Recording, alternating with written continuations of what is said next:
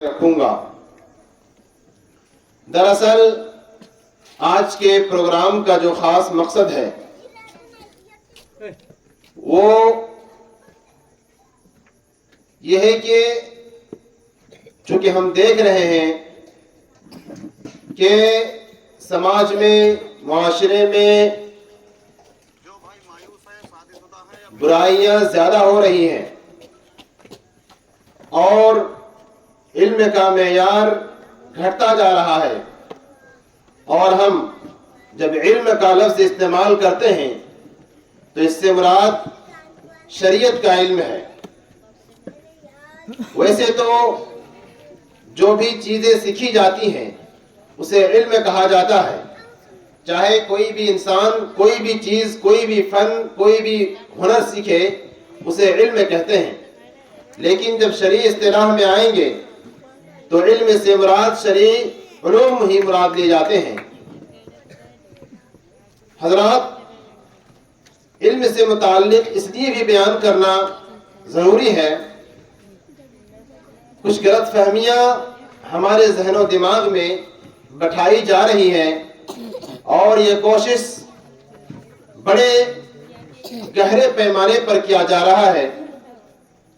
دشمنان اسلام کو مٹانے کے لیے طرح طرح کے حربے، طرح طرح کے وسائل استعمال کر رہے ہیں تاکہ یہ اسلام اور اس کے ماننے والے اس دنیا سے ختم ہو جائے۔ لیکن یہ سب سے بڑی دلیل ہے کہ اسلام ایک سچا اور پکا مذہب ہے کہ آج جتنے بھی دھرم، جتنے بھی مذہب اس دنیا کے اندر پائے جاتے ہیں، ان تمام مذاہب میں سب سے زیادہ اگر کسی کو مٹانے کی کوشش کی جاتی ہے تو وہ اسلام ہے۔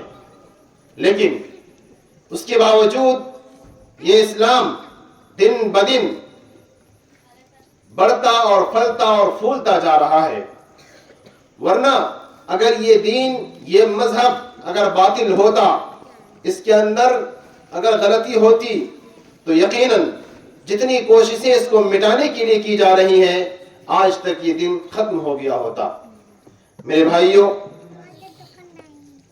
چونکہ اور انہی حربوں میں سے ایک حربہ علم کو مٹانا، شرعی علوم کے تعلق سے بدگمانیاں اور بدظنی پھیلانا، یہ بھی دشمنان اسلام کا ایک ہتھیار ہے کہ مختلف ذرائع کے ذریعے سے، مختلف وسائل کے ذریعے سے، چاہے وہ یوٹیوب کے ذریعے سے ہو، فیس بک پیج کے ذریعے سے ہو، یا انسٹاگرام کے ذریعے سے ہو، یا اسی طرح سے جتنے بھی سوشل میڈیا ہیں، ان تمام وسائل کے ذریعے سے، چونکہ آج اس کا استعمال زیادہ ہے، ان تمام وسائل کے ذریعے سے، اسی طرح سے سیریلز کے ذریعے سے، ان تمام ذرائع سے یہ بدگمانیاں پھیلائی جا رہی ہیں کہ اسلام اور اس کی جو تعلیمات ہیں اس کو کمزور کرنے کی کوشش کی جا رہی ہے۔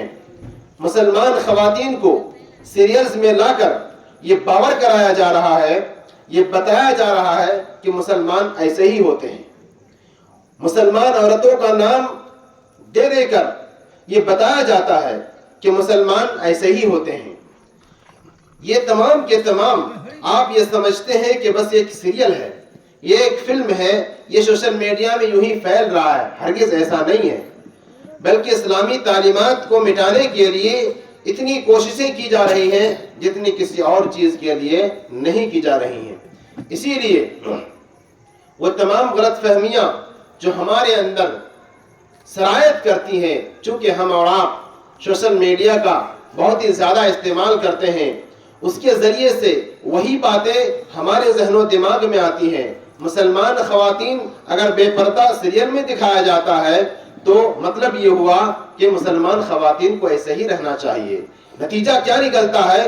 ہمارا سماج سدھرنے کے بجائے اور بگڑتا جاتا ہے، اور اسی کے ساتھ ساتھ یہ بھی بتایا جاتا ہے، اس کے ذریعے سے بتاتے نہیں ہیں، دکھاتے ہیں اور اس دیکھنے کے ساتھ ساتھ ہمیں وہ سکھاتے ہیں کہ ایک مسلمان کی تعلیمات بھی ایسی ہی ہے، تب جا کر ایک مسلمان خاتون وہ اپنا جو شو کرتی ہے، وہ جو اپنا پرفارمنس کرتی ہے، وہ کیا ہے؟ ایسے ہی ہے۔ مطلب یہ ہے کہ ایک مسلمان کو ایسے ہی ہونا چاہیے۔ اس کے ذریعے سے اسلام بھی بدنام، اسلامی تعلیمات کو بھی کمزور کرنے کی کوشش کی گئی اور کی جا رہی ہے، اور یہ کوششیں آج ہر گھر تک پہنچ چکی ہیں، جس پر وہ لوگ کامیاب بھی ہو رہے ہیں۔ میرے محترم بھائیوں اور بزرگوں، اس تعلیم کے حوالے سے کئی غلط فہمیاں ہمارے اندر پائی جاتی ہیں، انشاءاللہ وہ ساری باتیں آئیں گی۔ اس سے پہلے ہم یہ جانیں کہ یہ جو شرعی علوم ہیں، شرعی علوم کو شریعت نے کیا جگہ دی ہے۔ آپ جانتے ہیں، آپ نے بارہا سنا ہوگا کہ جب اسلام نہیں آیا تھا، نبی صلی اللہ علیہ وسلم کو نبی نہیں بنایا گیا تھا، اس زمانے میں ہر طرح کی برائیاں پائی جاتی تھی، چوری، ڈاکہ زنی، اسی طرح سے زناکاری، لوٹ مار، یعنی دنیا کی تمام برائیاں اس زمانے میں پائی جاتی تھیں۔ لیکن آپ غور کریں کہ اس زمانے کو کبھی ہم یہ نہیں کہتے کہ وہ چوری کا زمانہ تھا، شراب کا زمانہ تھا یا ڈکیتی کا زمانہ تھا، ہم کبھی ایسا نہیں کہتے، بلکہ اس زمانے کا ایک خاص نام دیا جاتا ہے۔ وہ کیا ہے؟ زمانہ جاہلیت۔ زمانہ جاہلیت کیوں کہتے ہیں؟ اس پر غور کیجئے، کیونکہ تمام برائیاں جو اس وقت پائی جاتی تھیں، چاہے وہ بڑی برائی ہو، اعلانیہ برائی ہو، یا چوری چھپے جو برائی کی جاتی ہے، تمام قسم کی برائی کا جو جڑ تھا وہ کیا تھا؟ جہالت۔ ان کے پاس کیا علم نہیں تھا کہ ہم اس کو جہالت، زمانہ جاہلیت کہتے ہیں؟ ان کے پاس بہت سارے علم تھے، بہت سارے علوم پائے جاتے تھے، لیکن جو علم ان برائیوں کو ختم کر سکتا تھا وہ علم ان کے پاس نہیں تھا۔ وہ کون سا علم تھا؟ اب آئیے پڑھیے قرآن کریم میں اللہ رب العالمین نے جو سب سے پہلی وحی اتاری کیا تھی؟ اقرأ بسم ربک الذی خلق خلق الانسان من علق۔ اللہ رب العالمین نے سب سے پہلے جو قرآن کی آیت نازل کیا، آپ کو بتایا گیا کہ ساری برائیاں پائی جاتی تھی، لیکن کسی برائی کا نام نہیں لیا گیا کہ شراب پینا بند کرو، چوری کرنا بند کرو، ڈاکہ زنی بند کرو، کچھ نہیں کہا اللہ رب العالمین نے، کیونکہ ان تمام برائیوں کی جو جڑ ہے وہ جہالت ہے۔ جہالت کو علم کے ذریعے سے دور کیا جا سکتا ہے، جہالت کو علم کے ذریعے سے دور کیا جا سکتا ہے۔ اسی لیے اللہ رب العالمین نے ہم تمام لوگوں کو یہ حکم دیا، نبی کریم صلی اللہ علیہ وسلم کو حکم دے کر اقرأ بسم ربک الذی خلق، پڑھو اس رب کے نام سے جس نے پیدا کیا۔ سب سے پہلی تعلیم جو اللہ نے ہمیں دی وہ وہی تعلیم دی جو ان کے پاس نہیں تھی، اور اسی بنیاد پر وہ لوگ ساری برائیاں کرتے تھے۔ لہذا پتہ یہ چلا کہ تمام برائیوں کی جڑ جہالت ہے، لہذا آپ جڑ میں جب پانی دیں گے تو شاخوں میں کام کرے گا۔ اسی لیے اللہ رب العالمین نے اسی جڑ کا علاج کیا اور علم یعنی تعلیم سیکھنے کا حکم دیا۔ سب سے پہلا جو حکم ہے وہ کیا ہے؟ تعلیم سیکھنا۔ اور جو میں نے آیت کریمہ تلاوت کی ہے، فَاعْلَمْ أَنَّهُ لَا إِلَهَ إِلَّا اللَّهُ وَاسْتَغْفِرْ لِذَنبِكَ، کہ پہلے سیکھو، پہلے جانو انہو لا الہ الا اللہ، کہ اللہ رب العالمین کے علاوہ کوئی معبود حقیقی نہیں ہے۔ لہذا کسی بھی عمل کو کرنے سے پہلے ہمیں اور آپ کو اس کا علم ہونا ضروری ہے۔ کسی بھی معاملے میں آپ اگر کوئی دکان کھولتے ہیں، مثلا کوئی اگر کسی بھی مٹھائی کی دکان کھولتا ہے تو کیا ایسے ہی کھول دے گا؟ ہرگز نہیں، بلکہ اس کو پہلے مٹھائی کی ویرائٹیز اور اس کے جو طرح طرح کے جو چیزیں ہوتی ہیں، مٹھائیاں ہوتی ہیں، اس کو سیکھنا پڑتا ہے۔ اگر ایک آدمی کوئی بھی کام کرنا چاہے، گھر بنانا چاہے، تو عام آدمی نہیں کر سکتا، اس کے بھی ایکسپرٹ ہوتے ہیں، اس کے بھی ماہرین ہوتے ہیں۔ تو کسی بھی چیز کو سیکھنے کے لیے، کسی بھی چیز کو کرنے کے لیے اس کا سیکھنا ضروری ہے۔ تو آپ بتائیے کہ وہ کام جس کام کو کرنے کے لیے یعنی اللہ کی عبادت جس کو کرنے کے لیے اللہ نے ہمیں اور آپ کو پیدا کیا، اس کام کو ہم بغیر سیکھے کیسے کر سکتے ہیں؟ ہرگز نہیں کر سکتے ہیں۔ اسی لیے سب سے پہلا جو حکم ہے وہ کیا ہے؟ پڑھنا۔ لہذا ہمیں اور آپ کو چاہیے کہ ہم تعلیم حاصل کریں، قرآن کی تعلیم، شرعی علوم کی تعلیم حاصل کریں میرے بھائیوں، اس لیے کہ دنیا میں سب سے بہترین لوگ اگر کوئی ہیں تو یہی شرعی علوم کو سیکھنے والے لوگ ہیں۔ اسی لیے حدیث کے اندر دیکھیے نبی کریم صلی اللہ علیہ وسلم نے فرمایا خیرکم من تعلم القرآن وعلمہ، تم میں سب سے بہتر انسان وہ ہے جو قرآن کو سیکھتا ہے اور سکھاتا ہے۔ اسی لیے آپ قرآن کو سیکھنے والے اور سکھانے والے، چاہے اس کا گھرانہ کیسا ہو، چاہے اس کا بیک گراؤنڈ جیسا بھی ہو، آپ اس کو حقیر نہیں سمجھ سکتے ہیں، کیونکہ شریعت ہمیں اور آپ کو روکتی ہے اور ہمیں یہ حکم دیتی ہے اور ہمیں یہ پیغام دیتی ہے کہ قرآن کو سیکھنے والا چاہے وہ غریب کا بچہ کیوں نہ ہو، قرآن کو سیکھنے والا چاہے وہ پھٹا پرانا کپڑا ہی کیوں نہ پہنتا ہو، قرآن کو سیکھنے والا کسی فقیر طبقے سے کیوں نہ ہو، کسی دیہات گاؤں سے کیوں نہ ہو، وہ کیا ہے؟ خیر ہے، بہتر ہے، تم میں ان لوگوں سے بہتر ہے جو ٹائی پہن کر شوٹ بوٹ لگا کر کھڑے پیشاب کرتے ہیں، ان سے ہزاروں بلکہ لاکھوں گنا بہتر ہے وہ طالب علم جو پھٹے پرانے کپڑے میں مدرسے کی زندگی گزارتا ہے اور قرآن کی تعلیمات کو حاصل کرتا ہے، وہ بہتر ہے کیونکہ شریعت اسے بہتر کہتی ہے۔ نبی کریم صلی اللہ علیہ وسلم نے یہ ایک معیار بنایا کہ قرآن کا سیکھنے والا، اس کو سکھانے والا دنیا کا سب سے بہترین انسان ہے۔ اس لیے آپ سے گزارش ہے کہ آپ ان کے پھٹے پرانے کپڑوں پہ نہ جائیے، ان کے گھرانے پہ نہ جائیے، ان کے رشتہ داروں پر نہ جائیے، ان کے گھر پہ نہ جائیے، ان کے خاندان پہ نہ جائیے، یہ دیکھیے کہ یہ بچہ کیا کام کر رہا ہے۔ میرے بھائیوں، اگر وہ قرآن سیکھ رہا ہے، چاہے وہ مسجد، گاؤں کی مسجد میں، مکتب میں پڑھنے والا بچہ اگر قرآن کی تعلیم کو سیکھتا ہے تو وہ آپ جیسے بزنس مین، آپ جیسے بے نمازی، چاہے آپ کا گھرانہ کتنا ہی اونچا کیوں نہ ہو، آپ کی بلڈنگیں کتنی بھی اونچی کیوں نہ ہو، آپ سے ہزاروں لاکھوں گنا بہتر ہے وہ بچہ جو گندے کپڑے میں آ کر قرآن کو سیکھتا ہے۔ میرے بھائیوں، کیونکہ یہ میں نہیں کہتا، یہ نبی کریم صلی اللہ علیہ وسلم کا فرمان ہے کہ خیرکم من تعلم القرآن وعلمہ، کہ آپ نے فرمایا کہ سب سے بہتر انسان وہ ہے جو قرآن کو سیکھتا ہے اور دوسروں کو سکھاتا ہے۔ لہٰذا آپ اس کے ذریعے سے، اس حدیث کے ذریعے سے ہمارے لیے، آپ کے لیے یہ پیغام ہے کہ طالب علم کی عزت کریں، کیونکہ شریعت کی نگاہ میں وہ باعزت ہے۔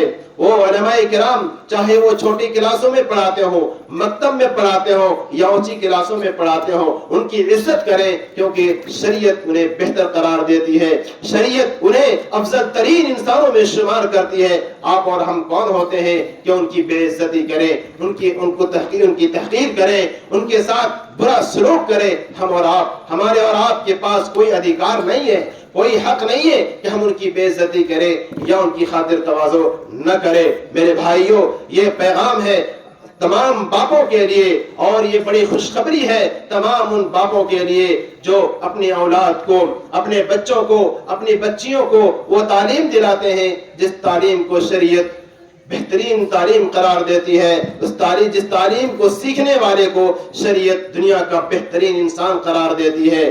اور اسی طرح سے ان باپ کے لیے، ان گارجنوں کے لیے بڑی خوشخبری ہے جو اپنے بچوں کو مدرسوں میں قرآن کی تعلیم سکھاتے ہیں، اور چونکہ نبی کریم صلی اللہ علیہ وسلم نے ایسے ہی طلبہ کے لیے فرمایا من سلک طریقا یلتمس فیہ علما سہل اللہ لہ طریقا الی الجنہ، کہ کتنی بڑی بات ہے، کتنی بڑی بات ہے۔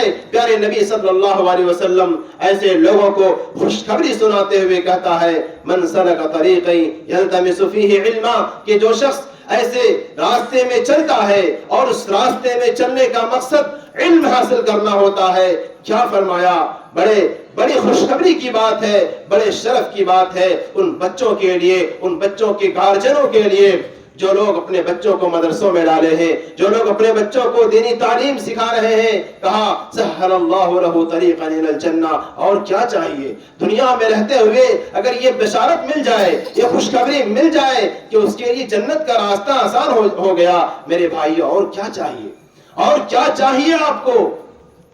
کہا من سلک طریقا یلتمس فیہ علما، کہ جو شخص چلتا ہے ایسے راستے میں جس راستے میں چلنے کا مقصد کیا ہو، علم حاصل کرنا ہو، تو اس کے لیے اللہ رب العالمین جنت کا راستہ آسان کر دیتا ہے۔ میرے بھائیو جنت کا راستہ آسان نہیں ہے، لیکن طلب علم کی وجہ سے اللہ رب العالمین اس کے لیے راستے کو آسان کر دیتا ہے۔ یہ بڑی خوشخبری ہے طلبہ کے لیے، ان کے گارجنوں کے لیے، اللہ انہیں صبر عطا فرمائے۔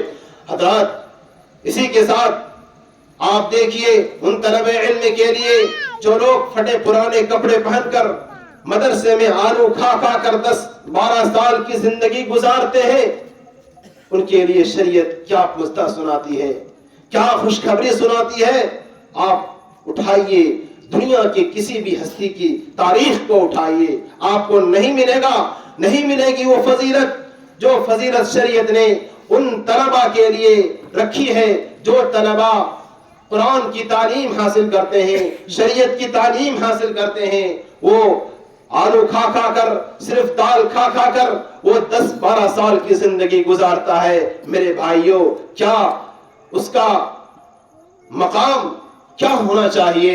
شریعت کہتی ہے، نبی کریم صلی اللہ علیہ وسلم کی حدیث ہے، فرمایا کہ وَإِنَّ الْمَلَائِكَةَ لَتَضَعُ أَجْنِحَتَهَا لِطَالِبِ الْعِلْمِ رِضًا بِمَا يَصْنَعُ۔ اتنا بڑا پیغام آپ اٹھائیے، کسی کی بھی تاریخ میں آپ کو نہیں ملے گا یا کسی کے شرف میں آپ کو نہیں ملے گا۔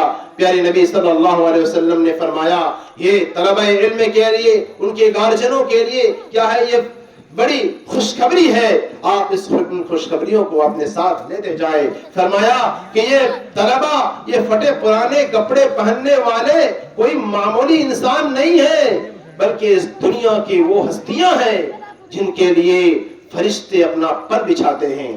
فرمایا وَإِنَّ الْمَلَائِكَةَ لَتَضَعُ أَجْنِحَتَهَا لِطَالِبِ الْعِلْمِ، کہ فرشتے ان کے لیے اپنا پر بچھاتے ہیں کہ آؤ تم ہمارے پروں میں چلو۔ سبحان اللہ، یہ فضیلت آپ کو کہیں نہیں ملے گی، کسی بھی دوسرے فیکلٹیز میں تعلیم حاصل کرنے والوں کے لیے نہیں ملے گی۔ کیوں کرتے ہیں یہ فرشتے؟ ان کی تعظیم، ان کی تکریم، ان کی عزت کیوں کرتے ہیں؟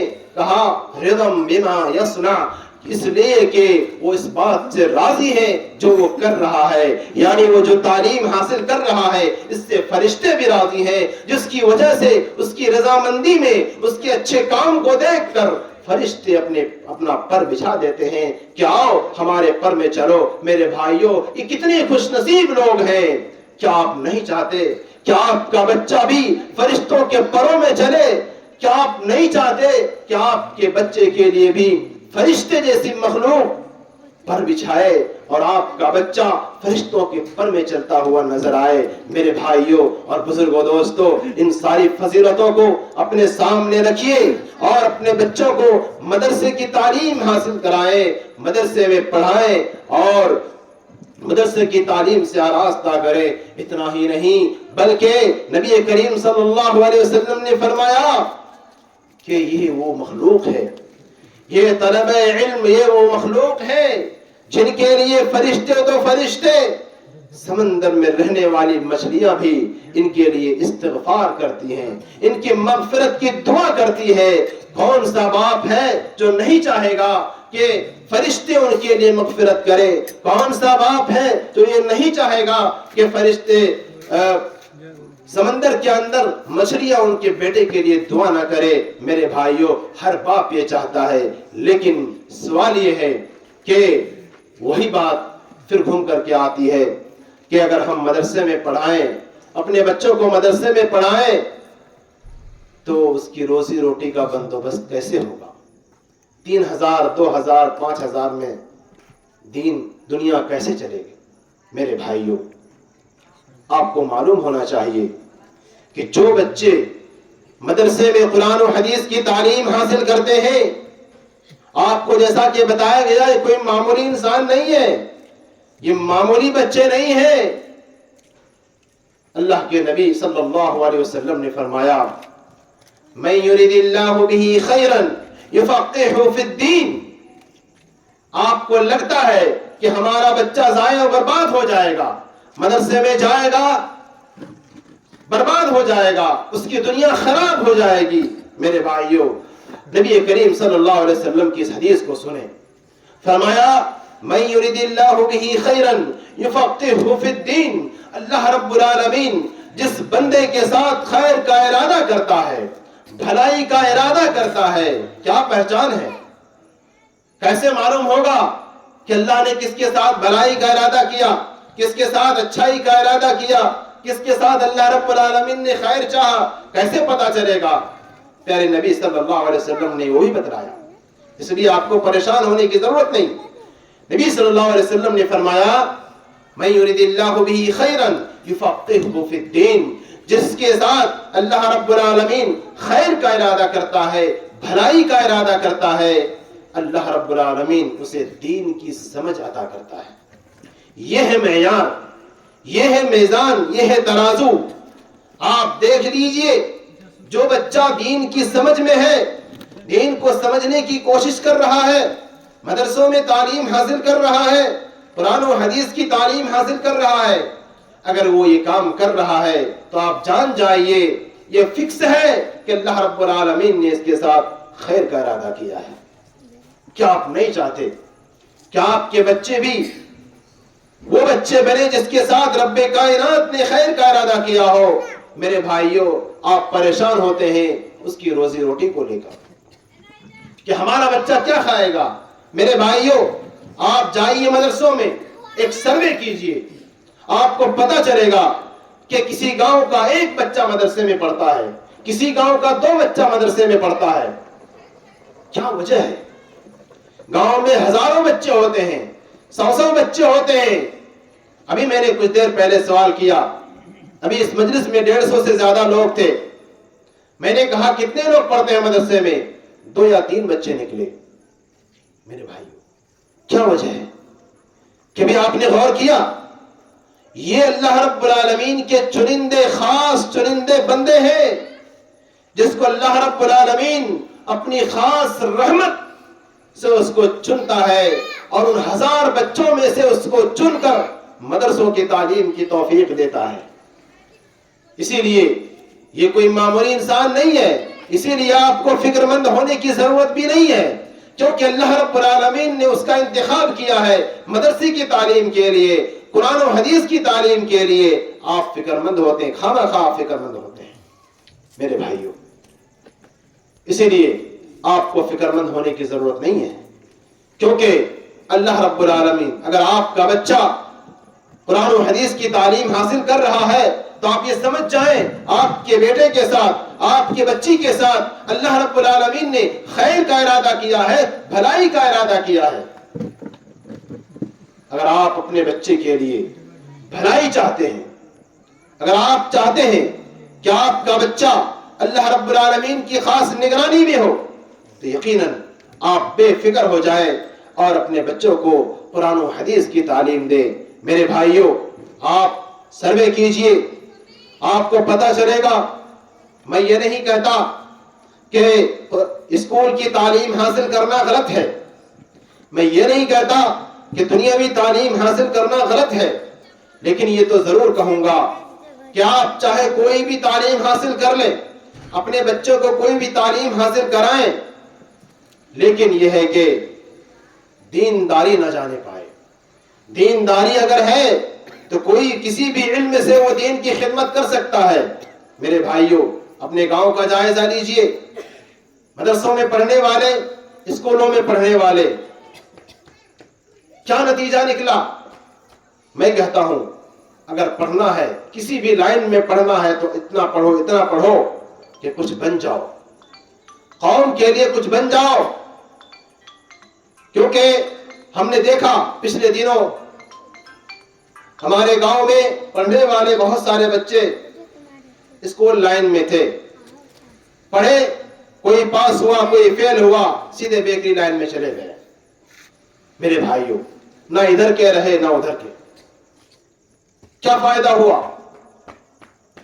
اور آپ یہ بھی جائزہ لیجئے کہ ایک مدرسے میں پڑھنے والا طالب علم، اس کو ہندی بھی آتی ہے، انگلش بھی آتی ہے، اردو، عربی، یہ سب تو آتی ہی ہے، لیکن ایک اسکول کے بچے کو پوچھ لیجئے، 100 میں سے ایک آدھ نکل جائیں گے ان کو ہندی انگلش کے علاوہ کچھ اور نہیں آتا ہے۔ یہاں تک کہ بہت سارے ایسے بھی ہوتے ہیں جن کو اپنا دھارمک کتاب قرآن مجید پڑھنا نہیں آتا۔ میرے بھائی ایسی تعلیم کا کیا کریں گے آپ؟ اس لیے بننا ہے قوم کو، ہر قسم کے لوگوں کو کی ضرورت ہے۔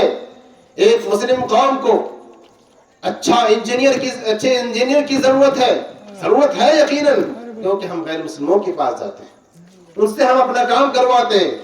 کتنا اچھا ہوتا ہم میں کوئی انجینئر ہوتا، کتنا اچھا ہوتا ہم میں کوئی پڑھا لکھا ڈگری والا ڈاکٹر ہوتا، کتنا اچھا ہوتا، کتنا بہترین ہوتا ہمارا کوئی ہاسپٹل ہوتا جس میں ہم اپنے بچوں کا، ہم اپنے آپ کا علاج کرا سکتے۔ لیکن نہیں میرے بھائیوں، آپ یہ سمجھتے ہیں، آپ یہ سوچتے ہوں گے کہ ہمارے پاس اتنی استطاعت نہیں ہے، ہم غریب ہیں، ہم اتنا پڑھا نہیں سکتے ہیں، یہ بیکار والی بات ہے۔ حوصلہ بلند کامل ہو شوق بھی، حوصلہ بلند کامل ہو شوق بھی، وہ کون سا کام ہے جو انسان نہ کر سکے؟ میرے بھائیوں کر سکتے ہیں، لیکن یہ ہے کہ پڑھنے والوں میں بھی جذبہ ہو، پڑھانے والوں میں بھی جذبہ ہو، کچھ بن کے دکھانے کا جذبہ ہو تو بہت کچھ کر سکتے ہیں۔ میرے بھائیوں تو میں کہہ رہا تھا کہ یہ شرعی علوم کو حاصل کرنے والے یہ طلبہ کرام، طلبہ عزیز، یہ کوئی معمولی انسان نہیں ہے، ان کی ڈھیر ساری فضیلتیں قرآن و حدیث کے اندر آئی ہوئی ہیں۔ لیکن یہ ہے کہ سماج و معاشرے نے بھی ان کے ساتھ بڑا سوتیلا رویہ اپنایا ہے۔ وہ بچہ جو ایسے وقت میں جب ہمارا آپ اپنے گھروں میں گوشت اور مچھلیاں کھا رہے ہوتے ہیں، اچھے اچھے ڈش لگی ہوتی ہے، ایسے وقت میں وہ بچہ جو 8 سال کا 10 سال کا ہوتا ہے، اپنے ماں باپ سے دور رہتا ہے، بھائی بہنوں سے دور رہتا ہے۔ جب آپ گوشت توڑ رہے ہوتے ہیں، وہ بچہ آلو کا چھلکا چھل رہا ہوتا ہے۔ کبھی غور کیا ہے آپ نے؟ اور یہی سلسلہ ایک آدھ دن کا نہیں ہے، 10 سال لگ جاتے ہیں، وہ آلو چھلتا رہتا ہے اور آپ مزے لے کر اپنے گھروں میں کھاتے رہتے ہیں۔ لیکن اتنی پریشانی کے باوجود اور کڑاکے کی ٹھنڈی ہوتی ہے، آپ لحاف کے اندر سو جاتے ہیں، لیکن وہ بچہ جس کو آپ نے مدرسے میں ڈالا ہے، جس کو آپ نے پڑھنے کے لیے بھیجا ہے، وہ ٹھنڈی میں بھی سبق یاد کر رہا ہوتا ہے۔ جب آپ 8 بجے سو جاتے ہیں، وہ بچہ 11 بجے تک جاگتا ہے۔ کیا کرتا ہے؟ وہ سبق یاد کرتا ہے، پڑھتا ہے، لکھتا ہے۔ کیا اس کی ضرورت اتنی زیادہ ہے؟ اتنا زیادہ اس کو پڑھنا ہے؟ نہیں میرے بھائیوں، ہم اور آپ خطبوں میں سن کر بہت سارے اعمال کر لیتے ہیں۔ کیا وہ بچہ بھی اگر گاؤں میں رہتا تو کیا خطبوں سے سن کر کے ایسے اعمال کر لیتا؟ کیا ضرورت تھی؟ ایک کتاب پڑھ لے گا، اپنی زندگی بھر کے لیے عمل کے لیے کافی ہے، لیکن اس کے باوجود وہ اور زیادہ حاصل کرتا ہے۔ کس کے لیے کرتا ہے؟ کبھی آپ نے سوچا ہے؟ نہیں نا، وہ آپ کے لیے کرتا ہے۔ وہ یہ سمجھتا ہے کہ جب میں پڑھ لکھ کر کے اپنے گاؤں میں جاؤں گا، اپنے علاقے میں جاؤں گا، لوگ ہم سے مسائل پوچھیں گے، ہم انہیں جواب دینا ہے، ہمیں انہیں جواب دینا ہے، ان کے مسائل کو حل کرنا ہے۔ اتنی تکلیفیں سہ کر، اتنی مصیبتیں جھیل کر وہ آپ کے لیے محنت کر رہا ہے، لیکن جب وہ آتا ہے، پڑھ لکھ کر کے آتا ہے، ہم اور آپ اسے کیا اہمیت دیتے ہیں؟ 5,000 روپیہ ماہانہ، 5,000 روپیہ ماہانہ، جبکہ وہی تنخواہ، وہی روپیہ آپ کے لیے چھوٹی فیملی ہو تب بھی آپ کے لیے ناکافی ہے، اس کے لیے کیسے کافی ہے؟ میرے بھائیوں، یہ قوم کی طرف سے دعات کے لیے، مدرسے میں پڑھنے والوں کے لیے یہ قوم کا سوتیلا ویوہار اور سوتیلا جو رویہ ہے یہ ناقابل برداشت ہے. اس لیے کہ ہم اور آپ سب کچھ کر سکتے ہیں، بڑی بڑی زمینیں خرید سکتے ہیں، بڑے بڑے پلاٹ بنا سکتے ہیں، لیکن وہیں پر جب علماء کی تنخواہ کی بات آتی ہے تو اسے ایسے پیش کرتے ہیں گویا کہ اس کی کوئی ضرورت نہیں ہے، وہ کوئی فرشتہ آیا ہے جسے کسی قسم کی کوئی ضرورت نہیں ہے. میرے بھائیوں، یہ سوتیلا پن ہے. جو بچہ آپ کے لیے، قوم کے لیے راتوں دن محنت کر کے، آلو کھا کھا کر کے اپنے ان کے بستروں کا کبھی جائزہ لیجئے، جا کر کے مدرسوں میں ان کے بستروں کا جائزہ لیجئے، گھنٹے پڑے ہیں اسی میں وہ پڑھ رہا ہے. میرے بھائیوں، اتنی تکلیفیں وہ کس کے لیے سہتا ہے؟ ہمارے لیے، آپ کے لیے، قوم کے لیے.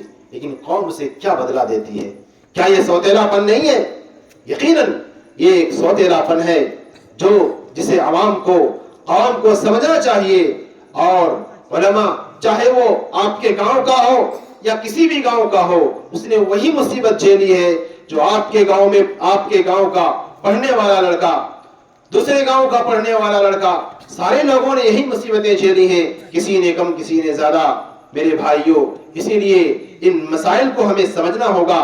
اور یہ جو آپ کے سامنے پیش کیا جاتا ہے، جیسا کہ میں نے شروع میں بتلایا کہ دشمنان اسلام ہمارے پیچھے پڑے ہیں کہ اسلامی تعلیمات کو کمزور کرنے کے لیے، اس کے لیے طرح طرح کے چیزیں پیش کی جا رہی ہیں. ان میں سے یہ بھی مسئلہ تنخواہ کا مسئلہ ہے. میرے بھائیوں، اس میں ہمیں اور آپ کو ہی غور کرنا پڑے گا. اس کے علاوہ اس کا حل اور کچھ نہیں ہے کہ ہم سب کچھ کر سکتے ہیں. ایک عالم، آپ دیکھیے، جو بھی اچھا عالم ہے علاقے میں نہیں ہے. کیوں؟ اس لیے کہ ان کی قدر نہیں کی گئی. جس بچے نے اپنی قوم کی ہمدردی میں 8-10 سال آلو کھا کر زندگی گزارے، جب آتا ہے قوم اسے سوتیلا، اس کے ساتھ سوتیلا ویوہار کرتی ہے، وہ بچہ کیوں رہے گا آپ کے پاس؟ کیوں رہے گا آپ کے پاس؟ آپ کے تانوں کو سننے کے لیے نہیں. اسی لیے آپ دیکھیے، جو بھی اچھے عالم ہیں بولتے ہیں چراغ تلے اندھیرا ہے. چراغ تلے اندھیرا ہے. بڑے بڑے چراغ ہیں جو پورے علاقے کو روشن کر سکتے ہیں، لیکن علاقے میں نہیں ہے. علاقے میں اچھے علماء آپ کو بہت ہی کم ملیں گے. سب چلے جاتے ہیں باہر، جہاں ان کی عزت ہوتی ہے، جہاں ان کی قدر ہوتی ہے، جہاں ان کو مطمئن زندگی گزارنے کا موقع ملتا ہے، وہاں چلے جاتے ہیں. کیونکہ آپ بھی وہ چیز برداشت نہیں کر سکتے ہیں. وہ کیسے برداشت کریں؟ میرے بھائیوں، یہاں سے دل ٹوٹ جاتا ہے. پھر قوم جیسے پیاسی تھی ویسی پیاسی رہ جاتی ہے، اور نہ تو پیاس بجھتی ہے اور نہ ہی قوم کو اس پیاس کا احساس ہوتا ہے. یہ اور بری بات ہے میرے بھائیوں. اس لیے یہ تمام لوگوں کے لیے پیغام ہے کہ ہمیں ان غلط فہمیوں کو اپنے اندر سے دور کرنا ہوگا. رب پر توکل کریں. اور یہ ایک طرفہ معاملہ نہیں ہے، دو طرفہ معاملہ ہے. جو آپ کے لیے خدمت کرنے کا جذبہ رکھتا ہے، آپ اس کے دل کو ٹھیس پہنچاتے ہیں، جس سے اس کا دل چور چور ہو جاتا ہے. پھر آپ کو علماء نہیں ملتے ہیں. آج جو مدرسے کی حالات ہے، اگر 10 سال تک ایسا ہی رہا تو آپ کو نئے علماء اور دیکھنے نہیں ملیں گے. آج جو مدرسے کی حالت ہے میرے بھائیوں، کیوں ہے؟ یہ ہماری اور آپ کی غلطی کی وجہ سے، اس سوتیلا رویے کی وجہ سے ہے. میرے بھائیوں، آپ کہتے ہیں کہ تنخواہ 5,000 6,000 ملتی ہے. یہ غلط ہے، یہ معیار غلط ہے. میں نے جیسا کہ شروع میں بتایا کہ یہ ہمیں اور آپ کو بدزن کرنے کے لیے پیش کیا جاتا ہے. لیکن آئیے میں آپ کو ایک بچے کی کہانی سناتا ہوں. ذرا آپ لوگ ہوش میں آئیے، جاگیے اگر سو رہے ہیں. ایک بچے کی کہانی سناتا ہوں. کہتے ہیں غریبی ہے، پڑھ نہیں سکتا ہے. ایک بچہ پڑھائی شروع کرتا ہے، باپ کی وفات ہو جاتی ہے. کیا کہیں گے؟ پڑھائی رک جائے گی. پڑھائی رک جائے گی. غریبی رکاوٹ نہیں ہے اگر ارادے اچھے ہوں, حوصلے بلند ہوں. اللہ رب العالمین کس کو آپ کے لیے تیار کر دے گا, کیسے راستہ نکالے گا, ہم اور آپ اندازہ بھی نہیں کر سکتے ہیں. میرے بھائیوں, وہ بچہ بچپن ہی میں یتیم ہو جاتا ہے اور اب اس کی پڑھائی کا مسئلہ ہوتا ہے. ان کے بھائیوں نے اس کو سنبھالا اور اس طرح سے اپنا علمی سفر جاری رہا.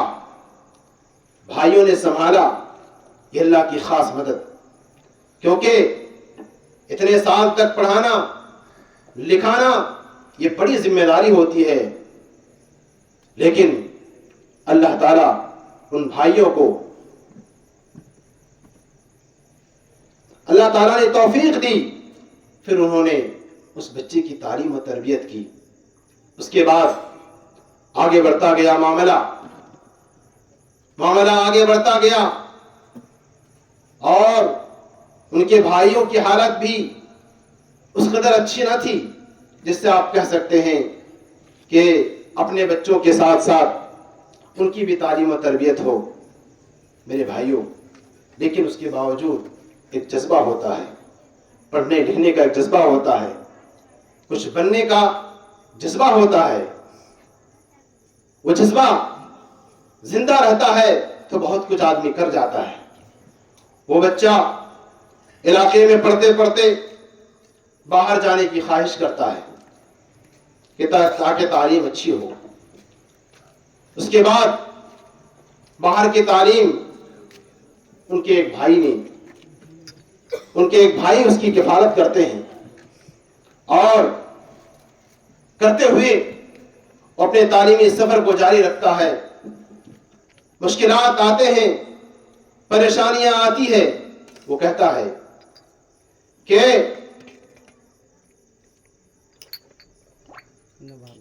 مجھے اپنے بھائی سے کچھ کہنے میں جھجک محسوس ہوتی ہے اور کبھی پیسہ نہیں مانگتا, لیکن اس کا بھائی اتنا دور اندیش ہوتا ہے کہ اس کی ساری ضرورتیں پوری کرتا ہے. اس کے بعد تعلیمی سفر جاری رہتا ہے اور ساتھ ہی ساتھ یہ سلسلہ چلتا رہتا ہے یہاں تک کہ ایک دن نوبت یہ آتی ہے کہ وہ بچہ, چونکہ آپ دیکھیے جو مدرسے میں پڑھنے والے ہوتے ہیں, شیطان اس کو بہکانے میں اور اس کو بہکانے میں اور اس کو بھٹکانے میں ہمیشہ لگا رہتا ہے. اس بچے کے ساتھ بھی یہ معاملہ پیش آیا. ان کے کچھ ساتھیوں نے اسے بہکایا, کہا یہی بات کہا جو میں بار بار کہہ چکا کہ مدرسے میں پڑھو گے 3,000 5,000 سے تنخواہ زیادہ نہیں ملے گی. اسی بات نے اس کو اس قدر وسوسہ ڈالا. اس کے ساتھی نے, اس کے ساتھ پڑھنے والے نے کہا کہ مدرسے میں پڑھ کے کوئی کامیابی نہیں ملنے والی ہے, دیکھ لو حالات.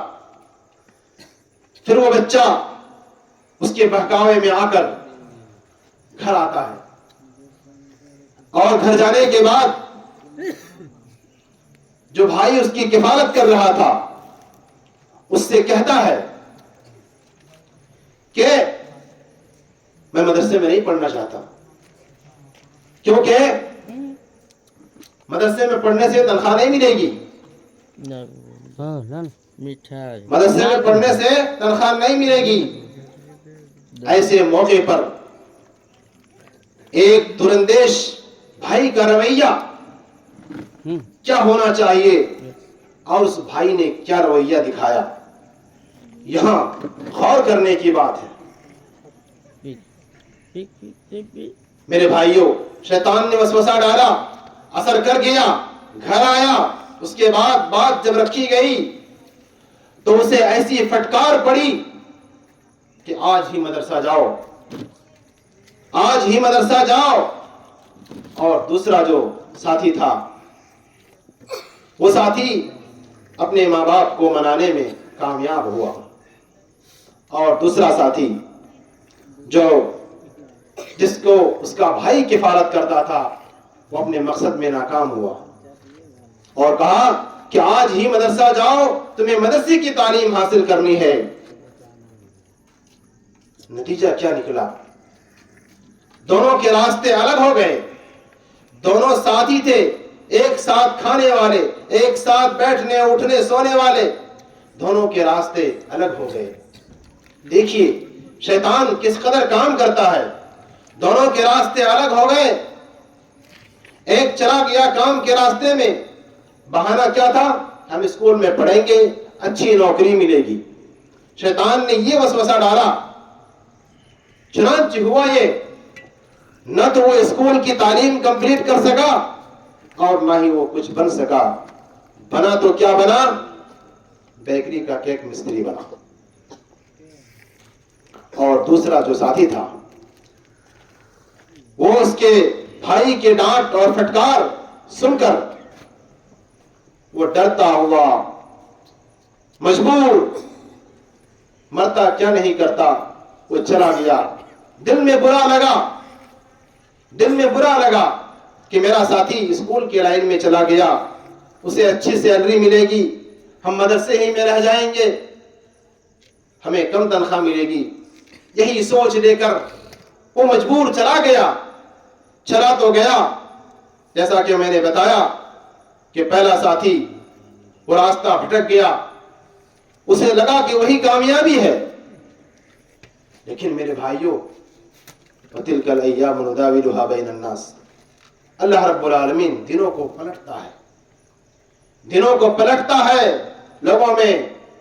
کب کس کی باری آئے، اس نے اسی کو کامیابی سمجھا اور اپنے راستے میں چل پڑا، اور اس نے اپنے مقصد میں کامیاب نہ ہو سکا، اسے اس نے اپنی ناکامی سمجھا۔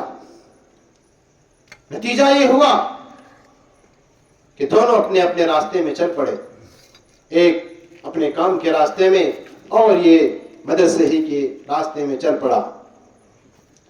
اللہ رب العالمین کس کو کہاں پہنچا دے، یہ ہم اور آپ نہیں کر سکتے ہیں۔ دوسرا جو ساتھی تھا جو مدرسے میں ٹکا رہا، آپ کہہ لیں کہ بھائی کے ڈانٹ سے یا بھائی کے پھٹکار سے برا مانتے ہوئے وہ مدرسے میں ٹکا رہا، اور یہ سفر جاری رہا یہاں تک کہ اس کی فراغت ہو جاتی ہے مدرسے سے اس کی فراغت ہو جاتی ہے، وہ عالم دین بن جاتا ہے۔ اس کے بعد اللہ رب العالمین کا کرنا یہ ہوتا ہے کہ اسے دنیا کی مشہور معروف یونیورسٹی مدینہ منورہ سے اس کی منظوری آتی ہے، اور پھر تب اسے وہ احساس ہوتا ہے کہ جسے میں نے اپنی ناکامی سمجھا تھا، جس دن بھائی کی ڈانٹ پڑی تھی، جسے ہم نے اپنی ناکامی سمجھا تھا، آج میری کامیابی کا سبب وہی ہے۔ چونکہ بچپنا ہوتا ہے، بچپنے میں ڈانٹ بری لگتی ہے، لیکن وہی جب ہوش آتا ہے انسان کو وہی ڈانٹ اچھی لگتی ہے، اور وہ یہ کہتا ہے کہ اگر میری کامیابی کا، مدینہ سے منظوری آنے کا اگر کوئی سبب ہے تو وہی بھائی کی ڈانٹ ہے۔ اگر اس دن وہ نرم پڑ جاتے اور اس دن کی ڈانٹ اگر نہ پڑتی، آج وہ بھی کیا ہوتا؟ کسی گیرج کا مستری ہوتا، کسی بیکری کا مستری ہوتا، یا کہیں لیبر کا کام کرتا۔ میرے بھائیوں دیکھیے زندگی کیسے پلٹتی ہے، ایک ڈانٹ نے ایسا جھٹکا دیا کہ اسے مدینہ تک پہنچا دیا۔ میرے بھائیوں اب اس بھائی کا رویہ جب اسے یہ احساس ہوا کہ وہ بھائی کی ڈانٹ میرے لیے رحمت تھی، اب وہ بھائی کیا اس ڈانٹ کا قرض، پڑھائی کا قرض نہیں کر رہا ہوں میں، پڑھائی کا اس لیے نہیں کہ میں بھٹک رہا تھا، اگر اس دن کی ڈانٹ نہ پڑتی تو وہ بچہ مدینہ تک نہیں پہنچ پاتا، کوئی سواری نہیں بنتا ہے۔ تو وہ ڈانٹ اس کے لیے اتنی بڑی رحمت بنی کہ مدینہ جیسی یونیورسٹی جہاں 150 سے زائد ملک سے بچے آ کر تعلیم حاصل کرتے ہیں، جو عالم اسلام کی مشہور یونیورسٹی مانی جاتی ہے، ایسی جگہ میں جا کر تعلیم حاصل کرتا ہے۔ اب یہ بھائی اس بڑے بھائی کے تعلق سے جو اس کی کفالت کر رہا تھا، کیا رویہ ہو سکتا ہے؟ کہتا ہے کہ جب بھی دعا کرتا ہوں اپنے اس بھائی کو اور اس کی ڈانٹ کو میں بھول نہیں پاتا، کیونکہ ان کی وہی ڈانٹ میرے لیے کامیابی کا سبب بنی۔ اگر وہ ڈانٹ نہ ہوتی اس دن کی تو اس کامیابی کا کوئی سوال ہی نہیں بنتا، اور مدینہ یونیورسٹی میں منظوری آنا، وہاں داخلہ ہونا، یہ خود ایک خوش قسمتی کی بات ہے، کیونکہ ہزاروں نہیں لاکھوں میں بچوں کو چنا جاتا ہے اور اس میں اس کا نام آتا ہے۔ میرے بھائیوں، اب وہ اپنے بھائی کے تعلق سے یہ بیان کرتا ہے کہ جب بھی دعا کے لیے ہاتھ اٹھتے ہیں، کچھ تو کر نہیں سکتا، کچھ کریں گے بھی تو اس کا حق ادا نہیں ہو سکتا، تو اس کے لیے غیبی طور پر دعائیں کرتا ہے کہ ہر قسم کی دعائیں، خیر و بھلائی کی دعائیں اپنے بھائی کے لیے کرتا ہے۔ میرے بھائیوں، اور پھر تو آپ نے دیکھا، آپ نے سنا، یہ ایک بچے کی کہانی جو اس تعلیم سے جڑا ہوا، جو اپنے آپ کو اتنا حقیر سمجھا کہ اگر اسی لائن پہ رہا تو 5000 تنخواہ ملیں گی، کیا ہوگا؟ لیکن میرے بھائیوں، اللہ رب العالمین کے چنندے بندے ہیں یہ پڑھنے والے مدرسے میں۔ اللہ رب العالمین کس کے لیے کیا انتظام کرے گا ہم اور آپ نہیں کہہ سکتے ہیں۔ تو میرے بھائیوں، پیغام یہی دینا ہے کہ رزق کا فیصلہ ہمارے اور آپ کے ہاتھ میں نہیں ہے۔ اگر آپ چاہتے ہیں آپ کے بچے فرشتوں کے پروں پر چلے، اپنے بچوں کو اسلامی تعلیمات سے آراستہ کریں۔ اگر آپ چاہتے ہیں فرشتے آپ کے بچوں کے لیے دعائیں کریں، آپ اپنے بچوں کو اسلامی تعلیمات سے روشناس کرائیں۔ اگر آپ چاہتے ہیں کہ آپ کے بچے دنیا کے سب سے بہترین لوگوں میں اس کا شمار ہو اللہ کے نزدیک، اپنے بچوں کو اسلامی تعلیمات سے روشناس کرائیں۔ اگر آپ چاہتے ہیں سمندر کی مچھلیاں آپ کے بچے کے لیے دعا کرے، میرے بھائیوں، اپنے بچوں کو اسلامی تعلیمات سے روشناس کرائیں۔ اس سے ہم کنارہ کش نہیں ہو سکتے ہیں، اس سے ہم دور نہیں بھاگ سکتے ہیں۔ میرے بھائیوں، اسی لیے میں آپ سے پھر پوچھوں گا، کیا آپ اس بچے کا نام نہیں جاننا چاہتے ہیں؟ جی،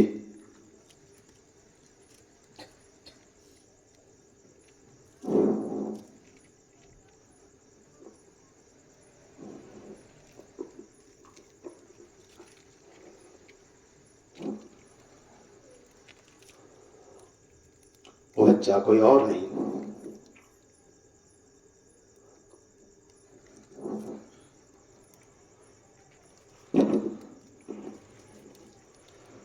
اگر آج میں یہاں آپ کے سامنے کھڑا ہوں تو میرے اس بھائی کی اللہ کی توفیق کے بعد ان کی اس ڈانٹ کی بدولت ہے جو مجھے ڈانٹا تھا، اور میں ثابت قدم رہا تو ان کی اس ڈانٹ کی وجہ سے میرے بھائیوں، اس لیے میں تو ان کا یہ قرض کبھی ادا نہیں کر سکتا،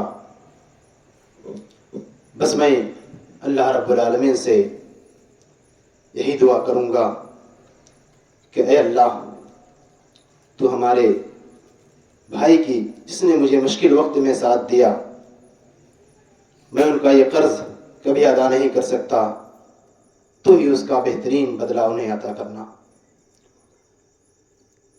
دنیاوی زندگی میں خوشحالی عطا کرنا اور اخروی زندگی میں جنت الفردوس جیسے بدلے سے ان کو نوازنا۔ اور بس میں ایک ہدیہ تشکر میں پیش کرنا چاہتا ہوں میرے بھائی کے لیے، میں چاہوں گا کہ اس کو پیش کیا جائے۔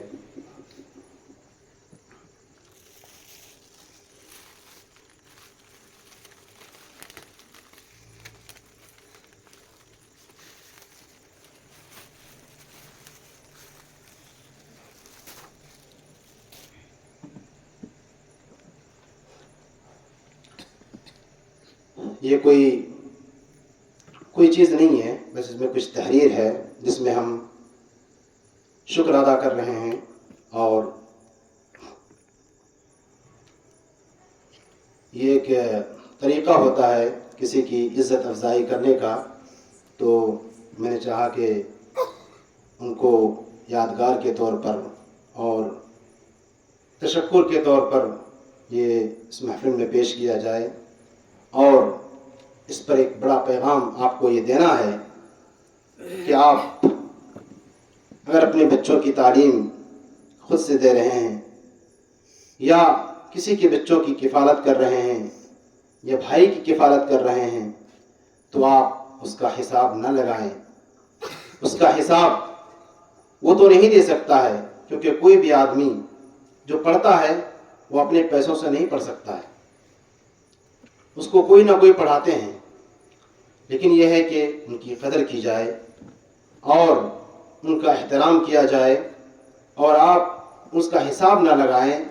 اگر آپ مخلص ہیں، اگر آپ کے اندر اخلاص ہے، تو یقیناً آپ کو اللہ رب العالمین اس کا ایسا بدلہ دے گا، دنیا میں نہ صحیح آخرت میں اس کا ایسا بدلہ دے گا کہ آپ سوچ بھی نہیں سکتے ہیں۔ تو اس کا حساب ہرگز نہ لگائیں، بلکہ اس کو اگر آپ اللہ کے لیے کر رہے ہیں تو اللہ ہی کے لیے چھوڑ دیں۔ تو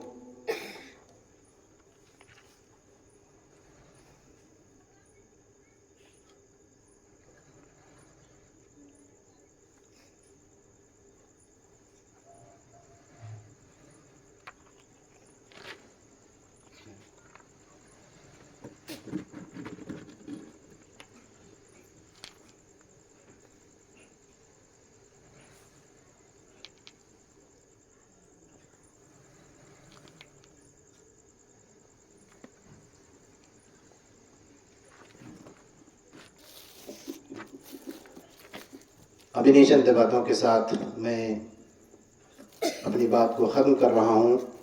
اللہ رب العالمین نے اس دعا کے ساتھ کہ اللہ رب العالمین نے جو کچھ ہمیں عطا کیا ہے، جو کچھ ہمیں علم دیا ہے، اللہ رب العالمین ہمارے اس علم کو قوم کے لیے، امت کے لیے نفع بخش بنائے، ہمیں اپنی ذات کے لیے اس علم کو نفع بخش بنائے، اور اسی طرح سے اس علم کی اللہ رب العالمین ہمیں قدر کرنے کی توفیق عطا فرمائے۔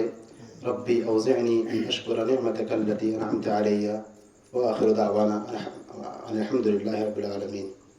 اب میں آخر میں اس پروگرام کے آخر میں اپنے محترم بھائی قطب الدین السلفی حفظہ اللہ سے گزارش کروں گا کہ وہ کچھ اختتامی کلمات کے ذریعے سے گاؤں کے لوگوں کو، ہم سب کو کچھ پیغام دیں جس سے ہم سب کے لیے مفید ہو۔